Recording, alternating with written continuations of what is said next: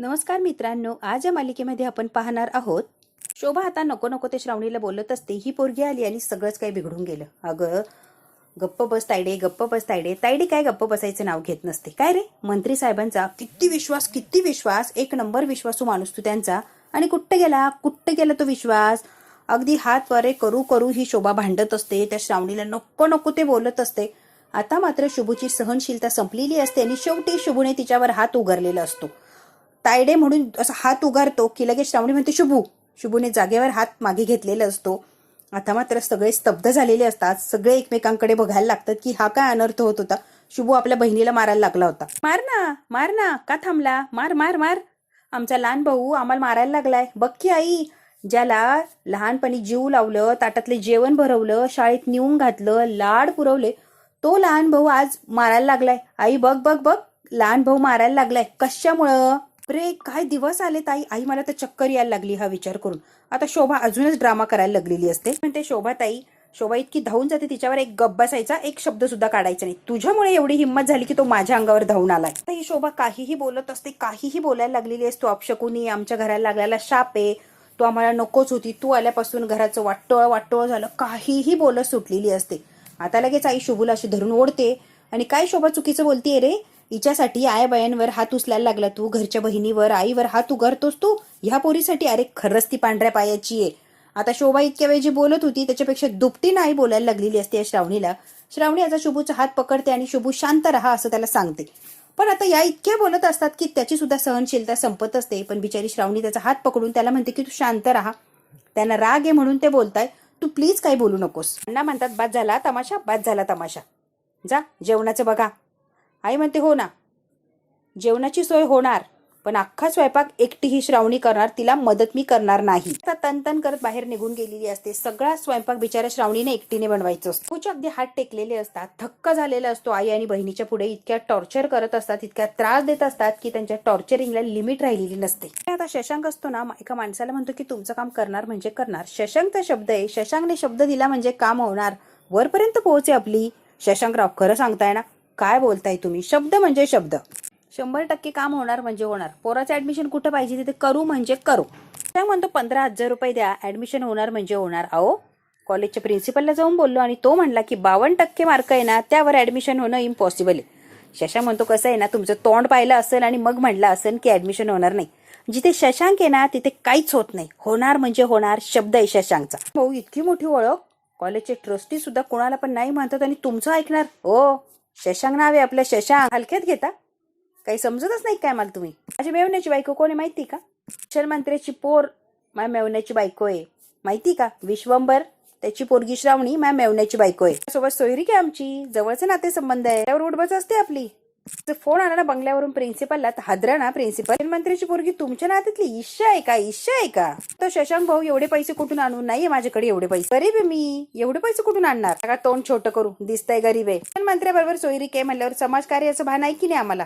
साठी म्हणून 12,000. आता लास्ट 12 पेक्षा 1 रुपया कमी नाही. 12 म्हणजे 12च. 12 असले तर द्या, नाही तर लगेच निघायचं. 1,000 रुपये आहे ऍडव्हान्स म्हणून ठेवा, बाकीचे काम झाले की देतो.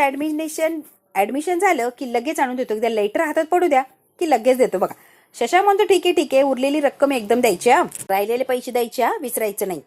आता घरी जायचं म्हणजे काय डॉक्युमेंट आहे ना, सगळे व्हॉट्सअप करायचे, आजच काम उडवून टाकतो. शशांक म्हणतो बघायचं नाही आता, लगेच निघायचं. त्या बिचाऱ्याकडून 5,000 रुपये घेतलेले असते श्रावणीचा नातेवाईक म्हणून, आणि परस्पर पैसे तो स्वतः खाणार असतो आणि नाव बदनाम होणार असतं विश्वंभरचं. श्रावणी तू आल्याचा फायदा झाला, लक्ष्मी आली. श्रावणी आल्याचा फायदा झालेला असतो, लक्ष्मी आली. तेवढ्यात काय फोन वाजलेला असतो. वे नंबर 2 बोल. तिकडून आवाज येतो, काय म्हटलास तुम्ही? माका काय नाव ठेवलं? शोभे नंबर 2. आता हे शशांकची दुसरी बायको असती, तिचं नाव असतं शोभी नंबर 2 असं शशांकने ठेवलं. पण बोलता तो शोभीचंच नाव घेऊन जातो. शोभा नंबर 2 म्हणजे काय? शशांक फसलेला असतो आता कामात आहे ना, म्हणून इकडचं तिकडं झालं. वैभवीचा बर्थडे आज. वैभवी म्हणत होती पप्पाला सांग फोन करून, संध्याकाळी बर्थडे पार्टी झालीच पाहिजे. तेव्हा बर्थडे पार्टीच्या तयारीने घरी या आणि मोठी बर्थडे पार्टी द्यायची. वैभवीचा बर्थडे आहे ना, त्याच्यासाठी आणि गिफ्टासाठी पैसे घ्या आणि लवकर घरला या. वैभवी नंबर 2 चा बर्थडे, मी तर विसरलोच होतो. परत वैभवी नंबर 2 काय लावलंय? 1 नंबर 2 नंबर कोणते नंबर लावलेत आम्हाला? शोभे, तुझे कान वाजते का? मी शोभेच म्हटलं फक्त. नंबर 2 काय बोललो नाही. आणि नंबर 2 वैभवी सुद्धा बोललो नाही. तुझे कान वाजतात, ते तुला काहीतरी ऐकायला येतं. त्याचं काय? बर्थडे पार्टी आहे, सामान आणायचं, पैसे पाहिजे. सुरुवात कर खरेदीला, मी आलोच. तेच पैसे घेऊन आलो, तू खरेदीला जा. तू का ठेवून बंद झालेला असतो. आता लगे शशांक म्हणतो देवा थोडक्यात वाचवलं, नाही तर गेलोच होतो मी. आता शोभी नंबर 1, शोभी नंबर 2 चांगलाच अडकला असतो मी. ते ना गुपितच राहू दे रे. तर बाहेर आलं ना तर मुंडकं छाटून ठेवती न्या की अटॅक. आता श्रावणी कामाला लागलेली असते, सगळं स्वयंपाक तिला बनवायचा असतो. श्रावणी आता स्वयंपाकाला सुरुवात करते. श्रावणीला अंदाज नसतो. श्रावणी मनाशीच बोलत असते, घरात एकूण 6 माणसं, 6 माणसांसाठी भाजी बनवायची म्हणजे कांदे किती वापरायचे म्हणजे मला काही माहितीच नाही, कशात काय घालायचं, कसा अंदाज करायचा. श्रावणीला काहीही माहिती नसतं. वर जेवण बनवायचंय, काय माहिती माझं कसं होणार. व्हिडिओत बघते आणि बनवते भाजी. शोभी आलेली असते, आई व्हिडिओ बघून जेवण बनवायली म्हणजे तुला जेवण पण बनवता येत नाही. मोबाईल बघून जेवण तर बनवाल, कसं कळणार, सुगंध कसं कळणार, जेवण कसं बनलंय, चांगलं की वाईट. ठीक आहे, जिरा आणि बडीसोप मधला फरक कळत नाहीये, स्वयंपाक कधी बनवायला लागली. जाते आणि 2 बरणे आणते, एक जिराची आणि एक बडीसोपची. याच्यातलं जिरं कोणतं आणि बडीसोप कोणतं सांग बरं.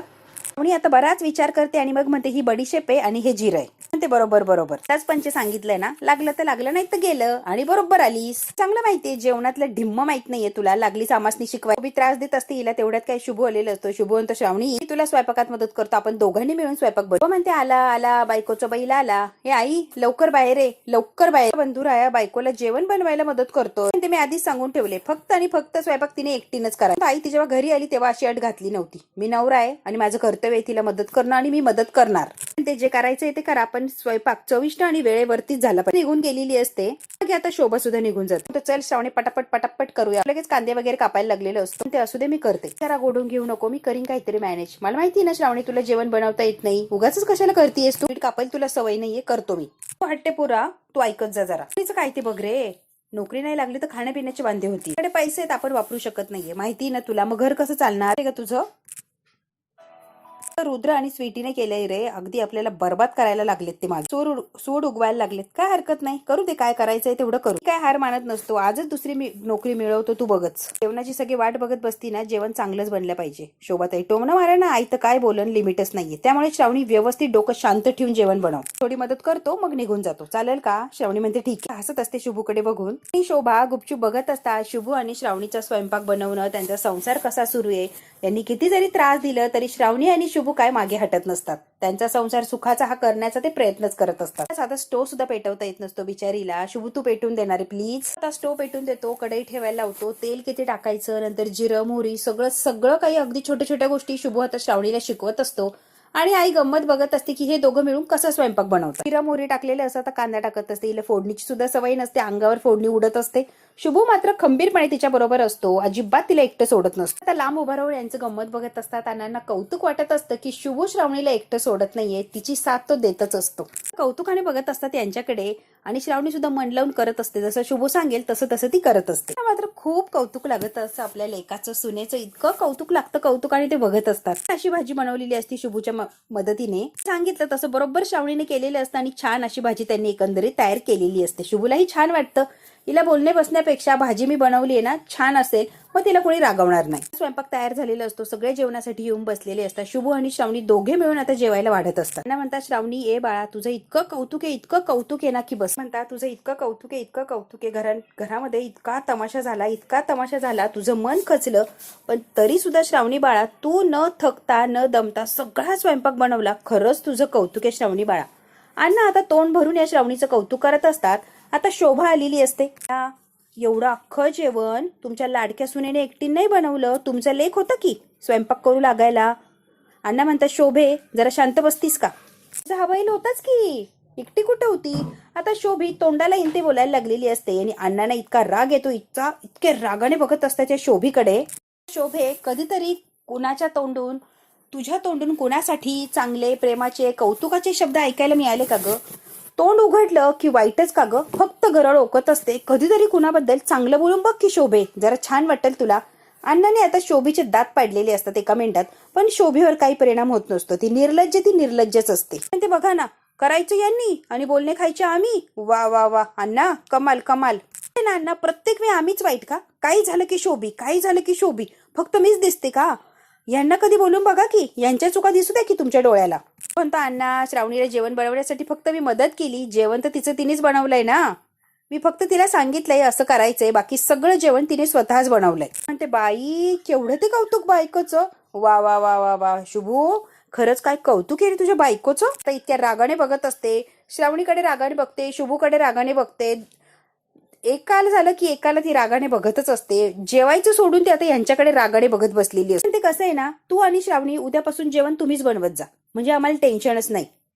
सकाळी संध्याकाळी तुम्ही दोघांनी स्वयंपाक बनवायचा आणि आम्ही आयतं जेवायचं. ती पण नोकरीच गेली ना रे, मग काय स्वयंपाक बनवा की. बरं बायको बरोबर गुलू गुलू करता येईल की. त्यामुळे ना तुम्ही स्वयंपाक करतच राहा. त्यातले पैसे संपले की आपण सगळी फॅमिली अंबाबाईच्या मंदिरासमोर कटोरा घेऊन बसू की. मागून भीक.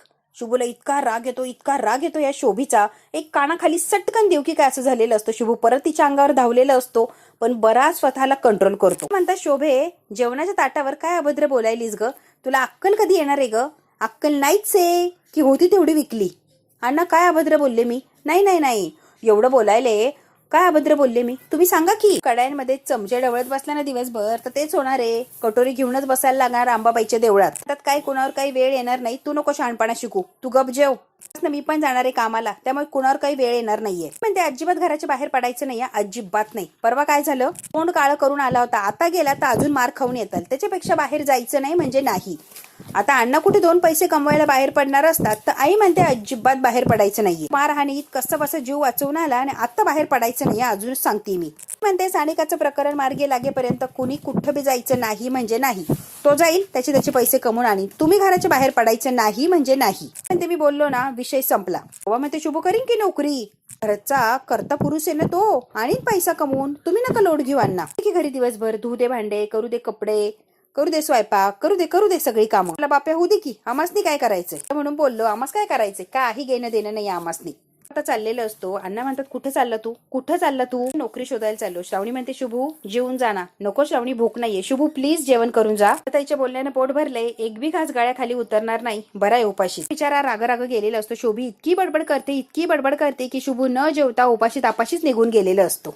ते बघितलं का कसं गेला, केवढा बडबड करत गेला. काय बोलले मी एवढं, काही जेवायचंच नाही म्हणून. चू करायचं नाही. आता बघ की लगेच बिन जेवता काय तंतन करत गेल्या. बघितलं ना शशांक आलेलं असतो. शुभूल काय झालं, तंतन करत कुठे गेलाय, बघितलं पण नाही. शुभी म्हणते अहो आलास का तुम्ही, म्हणते आलात का तुम्ही, एकदम परफेक्ट टायमिंग. जेवायलाच बसलो होतो, हात धुवून या जेवायला बसू. आलो भूकच लागली होती, हात धुवून 2च मिनिटात आलो बघ. म्हणतो सासरी बुवा जेवू नका, लगेच आलो मी. श्रावणीने शुभूने एवढा स्वयंपाक बनवलेला असतो मेहनत करून. शोभीने बडबड करून बिचारा शुभू तसाच उपाशी गेलेला असतो. आता श्रावणीला इतकं वाईट वाटतं.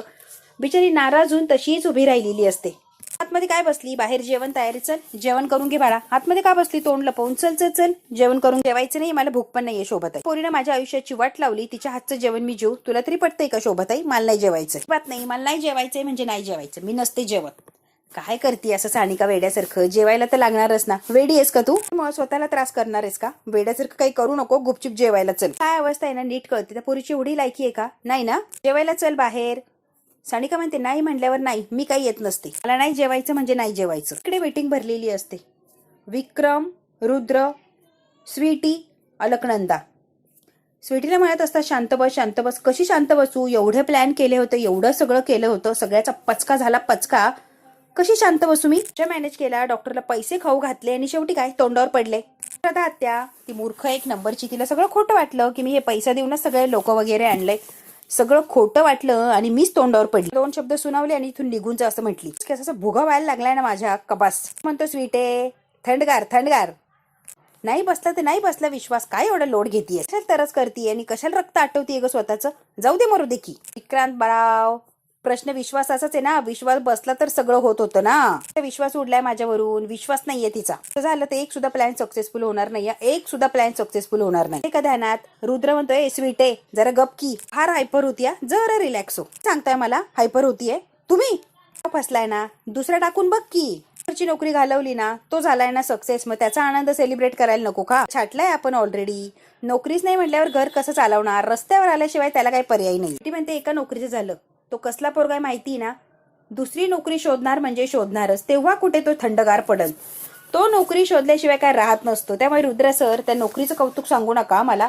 तो बघा आतापर्यंत दुसरी नोकरी शोधून मोकळा बी होईल. उद्या दुसरी नोकरी शोधणार म्हणजे शोधणारच. शोधू दे ना मग. रुद्र म्हणतो शोधू दे. घाडगे पाटलांनी आणि मी अशी फिल्डिंग लावली आहे ना, त्याला नोकरी जरी मिळाली तरी तो नोकरीवरून त्याच दिवशी काढला जाईल. अख्ख्या शहरात शिपायाची सुद्धा नोकरी मिळणार नाहीये. डोंट वरी, त्याला कुठेच कुणीच काम देणार नाहीये. विक्रम भाऊ रुद्र आणि विक्रम फार खुश असतात की आता शुभूला कुठंच कोणीच नोकरी देणार नाहीये. स्वीटी म्हणते डोसकं फिरलंय का? नोकरी बिक्री याच्यानं लग्न मोडणार नाहीये, किरकोळ गोष्टी आहे, किरकोळ काही फरक पडत नसतो. त्यासाठी आपल्याला काहीतरी ठोस पाऊल उचललं पाहिजे, कळतंय का? काहीतरी करायला लागन, असं काहीतरी करायला लागन. आता आत्या स्वतः त्या श्रावणीला धरतील आणि घराच्या बाहेर ढकलून देतील, असं काहीतरी डोकं लावायला लागणार. चौघे मिळून असं काहीतरी प्लॅनिंग करत असतात की श्रावणीला धक्के मारून त्या घरातून बाहेर काढतील, असं काहीतरी डोकं लावायचंय. आता हे चौघ जण म्हटल्यावर प्लॅनिंग तर एका मिनिटात करणार. त्यांच्या जाचाला कंटाळून स्वतः निघून जाईल, असं काहीतरी करायला लागणार. पण ती पळूनच गेली पाहिजे, इतका त्रास दिला पाहिजे तिला. म्हणते काय करायचं काय करायचं, काही जरा तरी लग्न हे त्यांचं मोडलंच पाहिजे. स्वीटीला इतकी उलघाल होत असते. स्वीटीला असं वाटतं की यांचं लग्न कसं आणि काय मोडू मी. म्हणतो अलकनंदा मॅडम मगाचपासून थंडगार पडल्यात, काय विचार काय चाललाय? अलकनंदा मॅडम काहीतरी तोडगा काढा ना, तुमच्या डोक्यात सुद्धा काहीतरी शिजत असेलच ना. असं कसं? तुमचं डोकं म्हणजे काय सुपर, काहीतरी तोडगा काढल्याशिवाय तुम्ही ऐकत नसता. मग काहीतरी तोडगा काढा म्हणजे काढाच. काय शिजतंय सांगा की आम्हाला. काय रुद्र कळायला नको का आपल्याला? रुद्र म्हणतो होय होय. काय मॅडम सांगा. अलकनंदा फार विचार करून मग बोलते. माझ्या डोक्यात अचूक असे विचार चाललेत. मोठ्या गोष्टी बंद करायच्या, याच्याने काहीच फरक पडत नाही. मोठा डाव टाकायचा आहे की त्याने बॉम्बच झाला पाहिजे डायरेक्ट. त्यातला मोठा खेळ खेळणार आहे की काम खल्लास झालंच पाहिजे. पण तो मॅडम कोड्यात बोलू नका, काय असेल ते स्पष्ट बोला बरं. अलकनंदाने प्लॅन केलाय तो परफेक्ट यांना सांगते आणि यांना सगळं आवडलेलं असतो, कारण तिने प्लॅन केलाय म्हणजे तो जबरदस्तच असणार. अलकनंदाचं म्हणणं सगळ्यांना पटलेलं असतं. तर अलकनंदाने काय असा जबरदस्त प्लॅन केलाय की डायरेक्ट शुभचं अख्खं खानदान ती उद्ध्वस्त करणार असते. अलकनंदा आणि श्रावणी हे आधीच विरोधी पक्ष असतात. आता मात्र अलकनंदा अजूनच कसून तयारी लागलेली असते, कारण शुभूचा दुश्मन असतो. एकाच वेळेला दोघांचा खात्मा करायला मिळणार असतो. जबरदस्त असं अलकनंदाने प्लॅन केलेलं असतो. बघू मित्रांनो काय आणि कसा प्लॅन केलाय तिने इतका जबरदस्त, आणि आता कसं उद्ध्वस्त करते शुभू आणि श्रावणीचा संसार. हे बघायचं असेल तर बघायला लागणार आपल्याला पुढचा भाग. हा भाग इथेच संपतोय. व्हिडिओला लाईक शेअर सबस्क्राईब नक्की करा. धन्यवाद मित्रांनो.